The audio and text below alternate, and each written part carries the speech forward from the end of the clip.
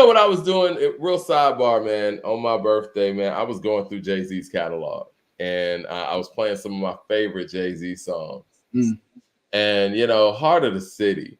I don't know, man. For me, that record, it hits different, man. It encapsulates everything that we were seeing at the time with Jay's career. Like everybody was coming at him. If you lived that moment during the Blueprint, I think revisionist history is it was Jay and Nas, right, going at each other. Since we're talking about diss records, but at that time period, Jay had a lot of people coming at him.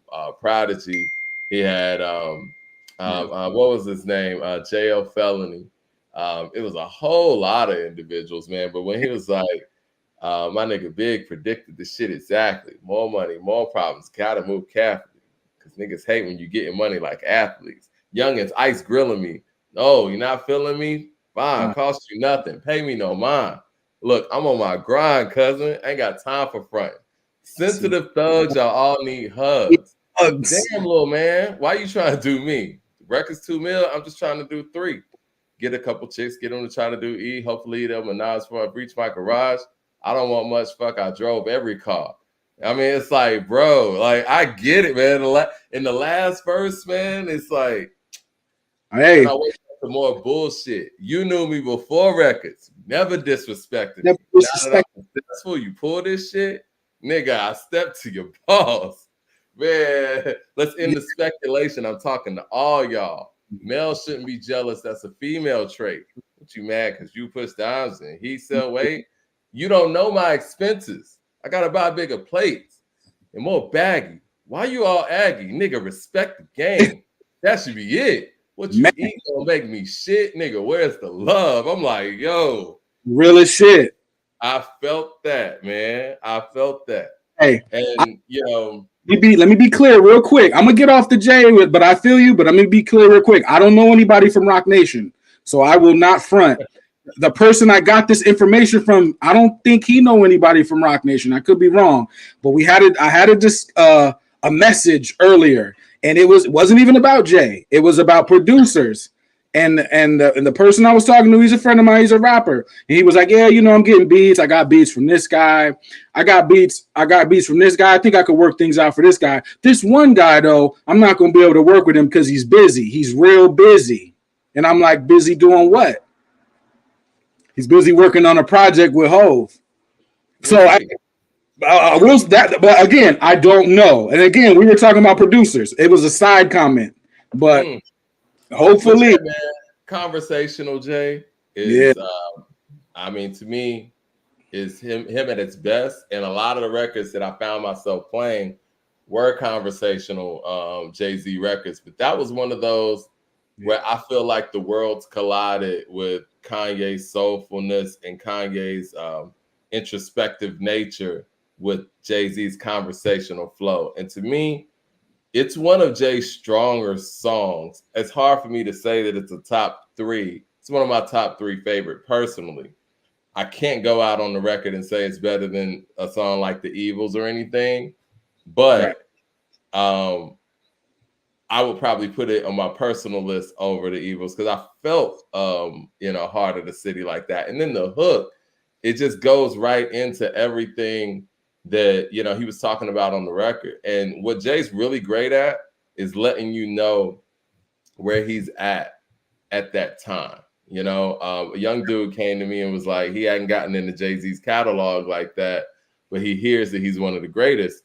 And I'm sitting here thinking like, well, where should I start him out in Jay's catalog? Because he's one of those music listeners that wants to listen to a person's whole catalog and be able to, take all of that in.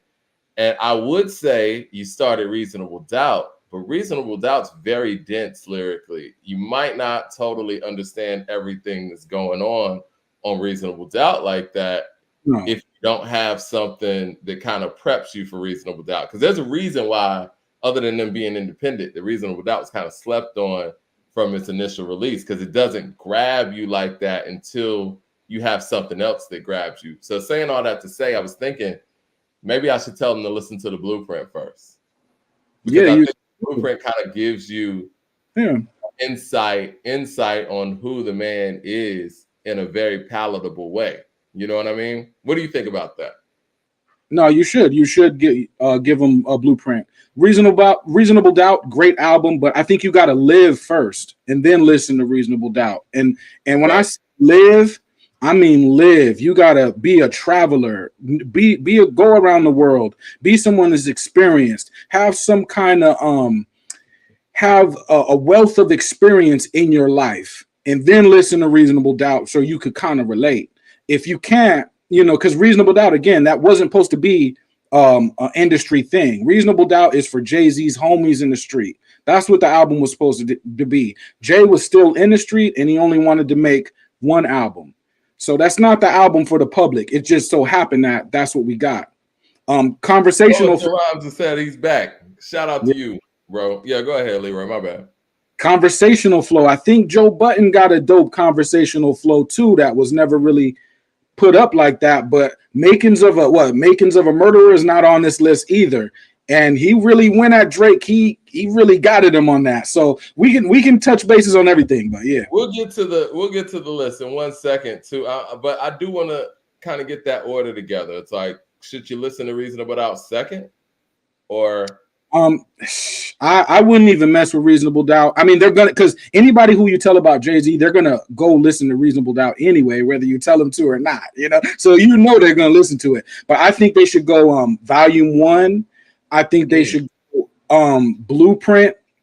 And I just think that, like, you have to have a certain mind state for Jay-Z. Jay-Z is not like every other rapper, and there are 100 different rappers that are individuals. So when you're thinking of a certain rapper, you have your own mind state on that. Jay-Z is a certain individual. Like, if you're someone who is maybe you're interested in the corporate world or the legality world or the sales world, or you're in business, like you're a businessman. You went to school for business. You are in business. Now, when you listen to Jay-Z, listen with that ear. Like, listen with that ear of, okay, I'm here to do business. I'm here to win in a business setting. Now listen to Jay-Z, and you could get that mentality. It's just a street mentality that crossed the business. That's all. I think that the Blueprint gives you a variety of where Jay is in his mindset at that moment, because there was a lot of things going on, right? He was at the top of the game. He had a lot of people coming at him from a battle standpoint, and he was also changing his sound up a little bit as well. I would say the Blueprint first, and I'm just going on the first half of his career, because I think that the stuff that he did after retirement, you can listen to all of that in the order that it came out. You know what I'm saying? So you could listen to those things in the way they came out. But I would say I'm gonna have him listen to the Blueprint first. I might say Volume 2 after that, and then Reasonable Doubt maybe, and then Volume 1. Yeah. And then, Volume 3, Blueprint 2, Dynasty, and then end with you know what? No, I'll say Dynasty, the Blueprint 2, and then the Black Album. I would definitely end with the Black Album in that first, run. Yeah. And you could definitely go Blueprint 2 to Black Album, because you could feel like lyrically where he's going on the Blueprint 2 that got you to the Black Album. So yeah, let me revise that. I'm gonna say the Blueprint, Volume 2, Reasonable Doubt, Volume 1, Volume 3, the Dynasty, Blueprint 2, and then the Black Album. Listen in those orders to understand the artist, because he does a really good job of letting you know where he's at that time. And I think that the Blueprint's going to let you know why he's held high as a lyricist and as a writer and as a songwriter in the culture. Yep. Volume 2 is going to let you know, how he became a hit maker and why he is viable in the hit making space. Reasonable Doubt lets you know who he was as an MC and who he was as a person coming out the gate. And then you can probably understand those other things a little bit more, listening to Reasonable Doubt third. Matt Max in the chat says, to Elliott Wilson, this is why we go to Kai Center for hip hop media. I'm 28, and even I know not like this or not like us. or whatever, and B2B ain't top 10 diss records. I don't not like Let's get to that. Let's get to that. And before we leave the Jay-Z, because I know we touched on Jay-Z, that was like an off topic. We didn't have that planned.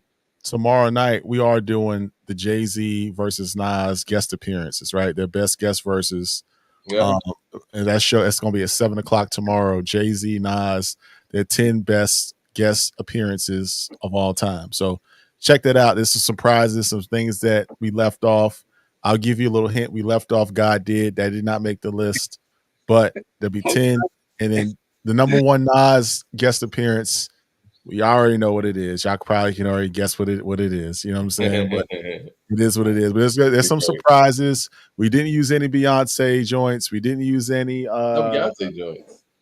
We didn't use any Jay-Z verses on Beyonce. The Nas list was pretty solid. Vay came through on that.